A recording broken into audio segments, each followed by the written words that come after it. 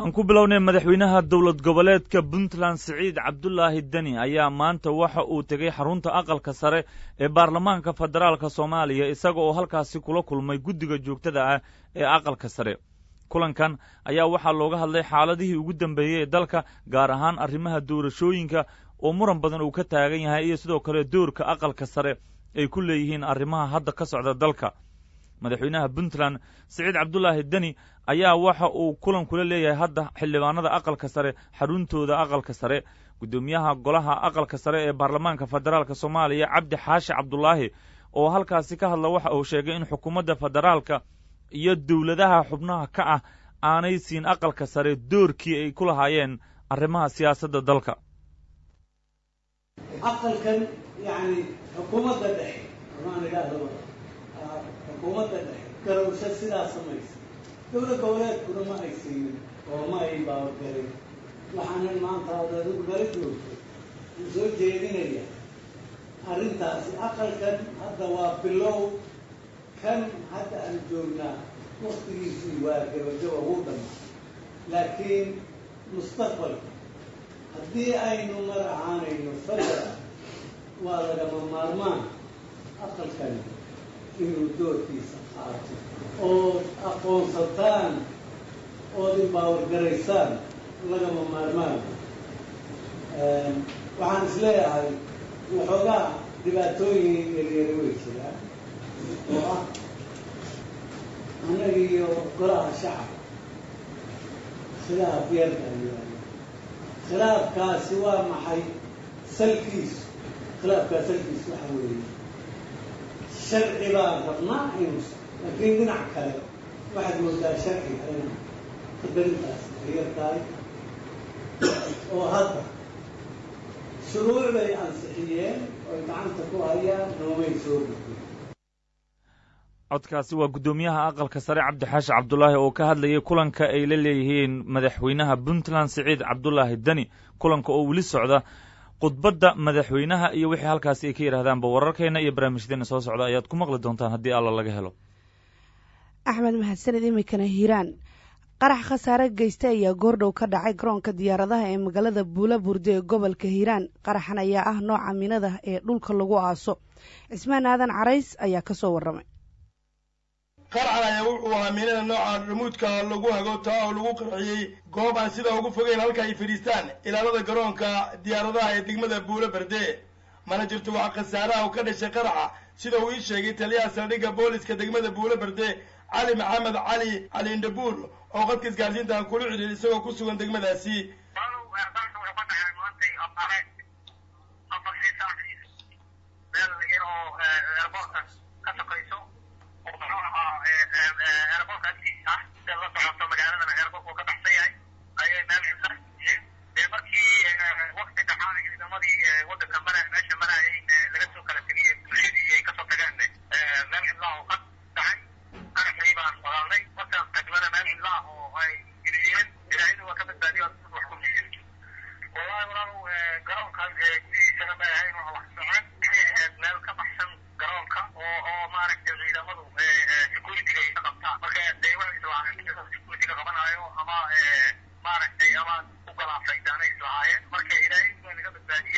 qaraxan ayaa ahaa mid aad u xoogan lagana soo maqlay dhammaanba xaafadaha kala duwan ee degmada buulaberde. qaraxa markii uu dhacay kadib ayaa waxaa la jaray dhammaan isgaarsiinta iyadoo howlgal aad u ballaaran ay samaynayeen ciidanka dowladda federaalka Soomaaliya iyo kuwa dalka Jabuuti qayb ka ah howlgalka AMISOM. maamulka degmada buulaberde ayaa qaraxa markuu dhacay kadib waxay yeesheen kulan looga hadlayo sidii wax looga qaban lahaa ammaanka garoonka. ismaan aadan carays, warbaahinta KNN beledweyne. maxkamad ku taala magaalada Garowe ee xarunta Puntland ayaa maanta sii deysay rag ku eedeysnaa dil iyo kufsi loo geystay sanadkii hore hodan shanleyste oo ahayd gabar xaamilo ah oo iyada oo uur leh inta la kufsaday dabadeedna la dilay. Cumar Maxamed Soomane ayaa warkan faahfaahinaya. maxkamadda darajada koowaad ee gobolka Nugaal ayaa shalay oo ay taariikhdu ku beegneen 2 bisha Sebtembar 2020 waxa ay xuriyadoodu ay dib ugu celisay 6 nin oo ku eedeysanaa kiis kufsi iyo dil oo sanadkii hore ka dhacay magaalada Garowe caasimadda maamulka Puntland. maxkamadda ayaa fadhiyo kala duwan ka yeelatay dhegaysiga garmaqalka kiiska marxuumad hodan axmed maxamed shanlayste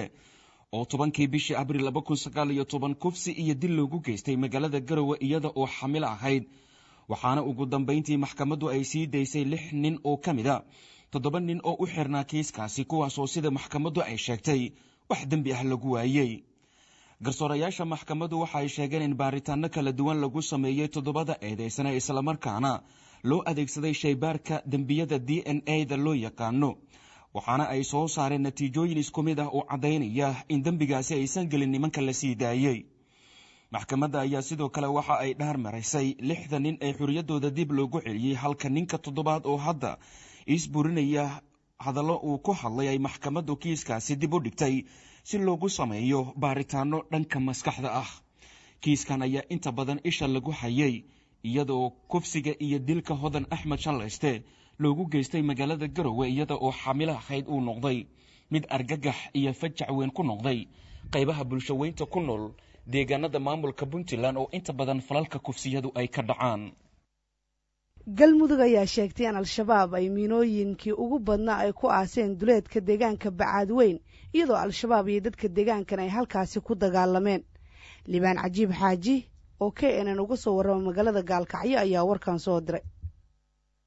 dagaalkan oo ahaa mid u dhexeeya dadka deegaanka iyo ciidamo ka tirsan kooxda al-shabaab ayaa maanta ka dhacay deegaanka Shabeelow ee duleedka degmada Bacaadweyn ee koonfurta gobolka Mudug. dagaalka ayaa la sheegayaa inuu yimid kadib markii kooxda al-shabaab ay weerar ku soo qaadeen deegaanka Shabeelow oo horey ay ugu dagaalameen labada dhinac, waxaana dagaalkaasi oo socday saacado kadib goobta iskaga laabtay ciidamadii weerar ku soo qaaday, mana jiraan wax khasaare oo ka dhashay sida uu raadiyaha kulmiye u sheegay gudoomiyaha degmada Bacaadweyn ee koonfurta gobolka Mudug Axmed Daahir. maanta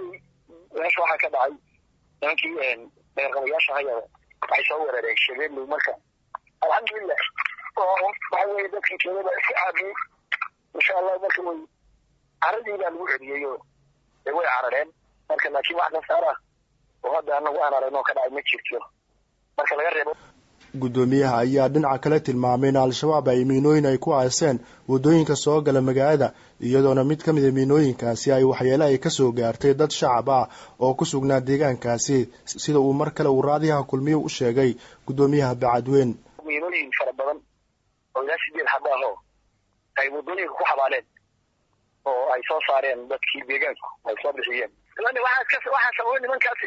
dadka dhiigooda banaystay oo dagaalqabayaasha ah soo weeraray. marka alxamdulilah rabbil caalamiin ayagana dadkii deegaankaasi caabiyey fariid alxamdu meeshii ay ka yimaadeen lagu celiyey. mid qaraxday waxaa jirta nin ku dhaawacmay, laakiin wax kale oo khasaare oo ay geysteen ma jirto. waa wadooyin iyo meelo dad mari jiray oo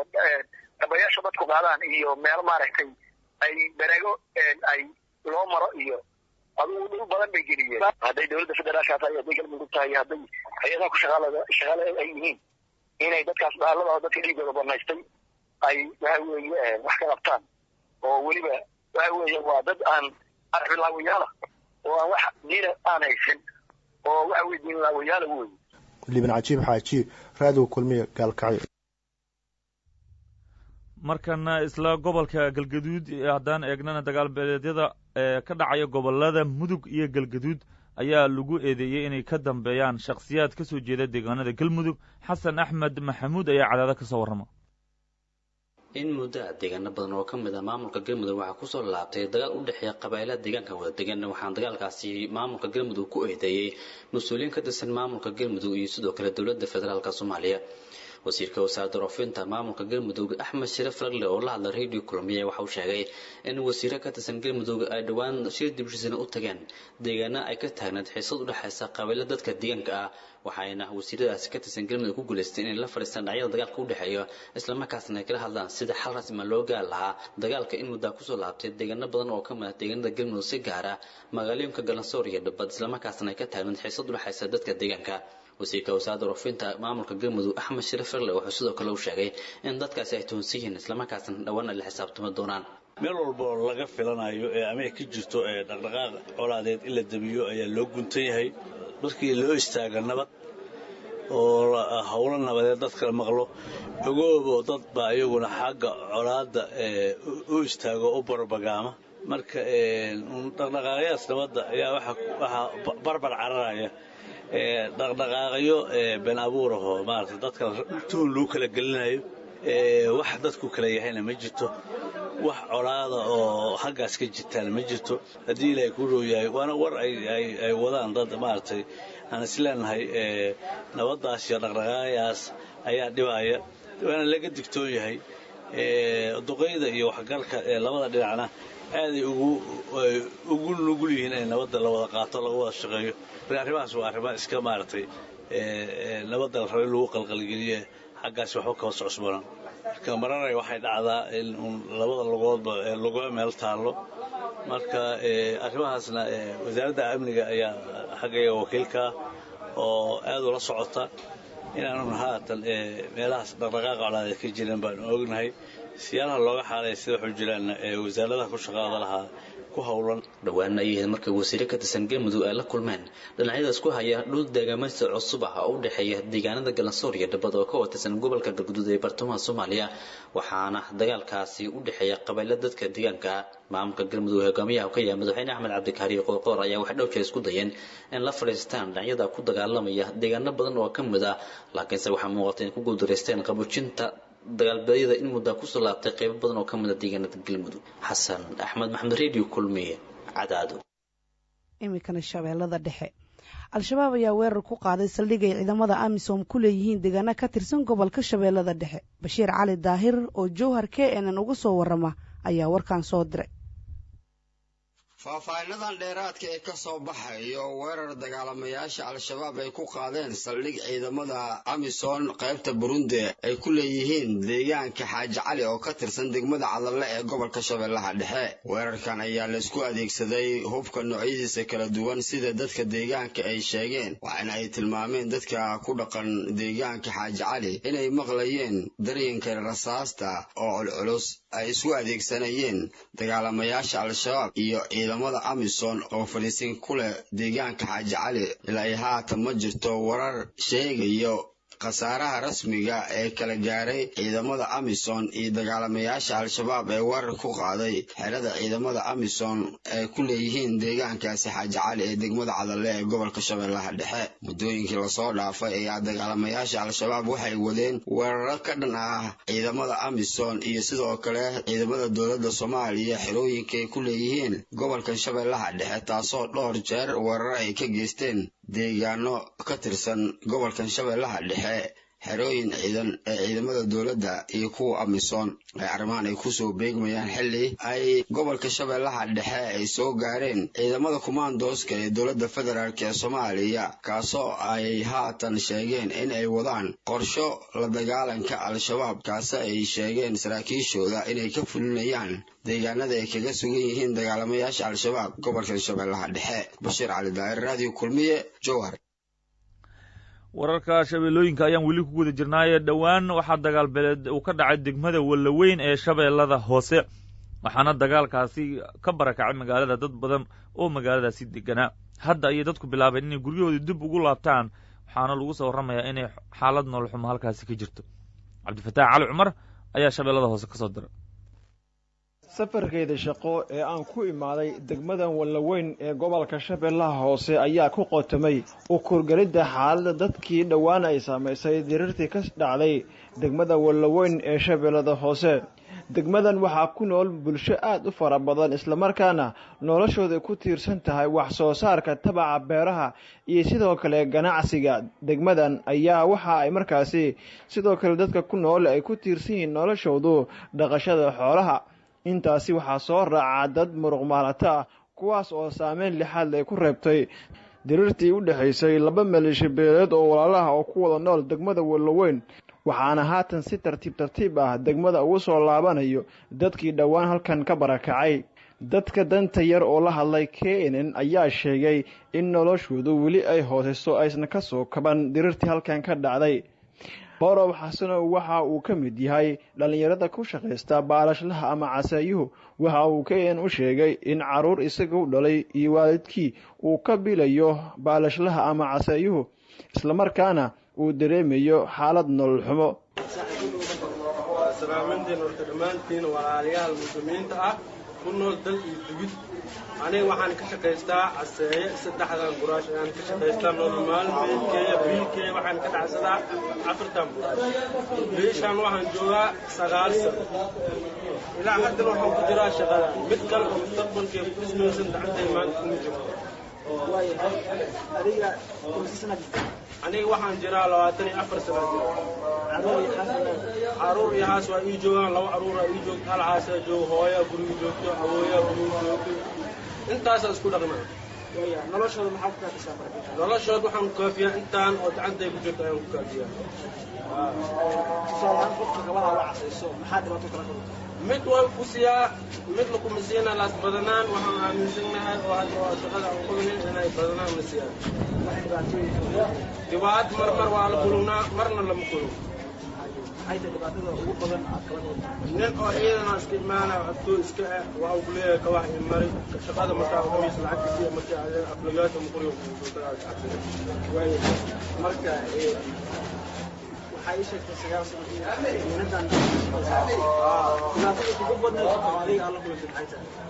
dhibaatada ugu badnaanta waa badan tahay laasaad waxaan sheegi karin sidoo kale muudey waxa uu ka mid yahay dadka kareetooyinka ama gaaradameerada ku shaqaysta waxa uu isna KN u sheegay in markaasi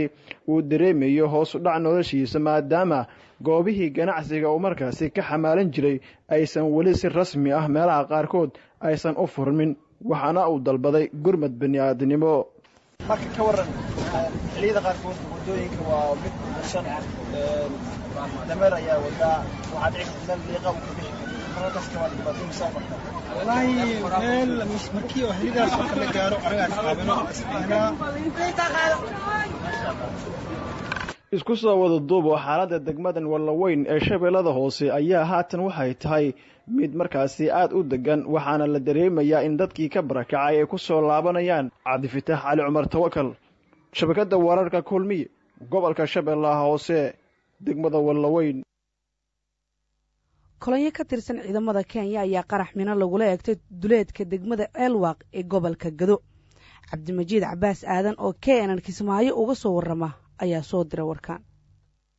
qaraxan miino ayaa lagu soo warramayaa in ciidamo ka tirsan kuwa Kenya lagula eegtay duleedka degmada Ceelwaq ee gobolka Gado ciidamadan ayaa marayay sida la sheegay deegaanka Wantaay oo waxaana markaa miinadan ay ku qaraxday mid ka mid ah gaadiidka ay wateen ciidamada sida ay goobjoogayaal u sheegeen dadka deegaanka oo diiday codkooda loo adeegsado warbaahinta waxaa jira khasaaro dhimasho iyo dhaawac isugu jira oo soo gaaray ciidankan balse lama oga inta uu la eg yahay khasaarahan mid ka mid ah dadkii ka agdhowaa halka ay wax ka dhaceen ayaa warbaahinta u sheegay in ciidanka Kenya ay rasaas badan fureen qaraxa kadib dhanka kale al-shabaab oo sheegtay mas'uuliyadda qaraxan ayaa waxa ay sheegeen in khasaaro ay gaarsiiyeen ciidamada Kenya inkastoo aysan jirin cid xaqiijin karta warkooda saraakiisha ciidamada Kenya ee gobolka Gado kama aysan hadlin weli qaraxan miinada ahi ee maanta ciidanka looga dilay wararkii ugu dambeeyay inuu ka helino deegaanka Wantaay oo markaa hoos tagta degmada Ceelwaq ee gobolka Gado ayaa waxa ay sheegayaan in halkaasi ciidamada Kenya iyo sidoo kale kuwa Jubbaland ee ku sugan halkaasi ay ka wadaan howlgallo ammaanka lagu xaqiijinayo waxaana markaasi warar soo baxaya ay sheegayaan in ciidamada Kenya ee halkaasi ku sugan ay guud ahaanba ka jireen isgaarsiinta magaalada Ceelwaq iyo sidoo kale deegaanka Wantaay oo inta badan al-shabaab ay weeraro ka geystaan bishii hore aynu ka soo gudubnay ayaa sidan oo kale deegaanka Wantaay iyaga oo maraya kolonyo gaadiid ay leedahay dowladda Kenya ayaa halkaasi waxaa markaa lagula eegtay weerar qarax miina ahi oo ay markaasi sheegteen dagaalamayaasha kooxda al-shabaab wararkii ugu dambeeyay aynu ka helayno guud ahaanba degmada Ceelwaq ee gobolka Gado iyo sidoo kale deegaanka Wantaay oo maanta qarax miino lagula eegtay kolonyo gaadiid ah oo ay ciidamada Kenya oo halkaasi marayay ayaa waxa ay sheegayaan wararka in ciidamada Kenya ay guud ahaanba halkaasi ay ka wadaan baaritaano ay sheegeen inay ammaanka guud ay ku xaqiijinayaan waxaana sidoo kale saraakiisha ciidamada ee Jubbaland ee ku sugan halkaasi ay sheegeen in howlgalladaasi dad loo soo qabqabtay iyagoona sheegay in warbaahinta saacadaha soo socda ay u soo bandhigi doonaan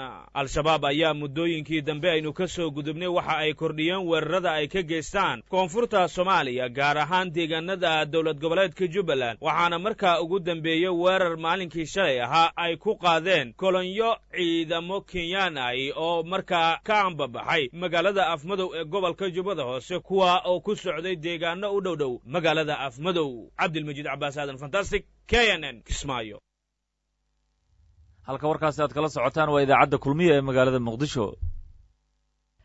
dowladda dalka jarmalka ayaa sheegtay inuu caddaatay in hogaamiyaha mucaaradka ruushka la sumeeyey weliba loo adeegsaday sun halis ah oo waxyeelaysa neerfaha taasoo horey loogu samayn jiray gudaha dalka ruushka xilligii midoogii sofiyeeti.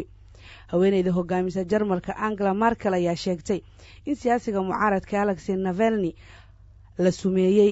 dunidana ay jawaab ka sugayso ruushka. hogaamiyahan ayaa loo soo duuliyey jarmalka kadib markii bishii aynu ka soo gudubnay uu galay xaalad kooma ah taasoo loo arkay in la sumeeyey. taageerayaashiisu waxay aaminsan yihiin in amarka lagu sumeeyey hogaamiyahooda uu bixiyey madaxweynaha ruushka valadimir putin, balse dowladda ruushka ayaa iska fogeysay eedeymahaasi loo soo jeediyey. ugu dambayntiina begga oo shabakadda twitter uu ku leeyahay ra-iisul wasaaraha indiya narendra modi ayaa la jabsaday sida ay xaqiijisay shirkadda. qoraal isxigay oo lagu soo qoray bartiisa ayaa dadka ku xihan halkaasi laga codsaday inay ka qayb qaataan barnaamij gargaar ah. sharikaddu waxay sheegtay inay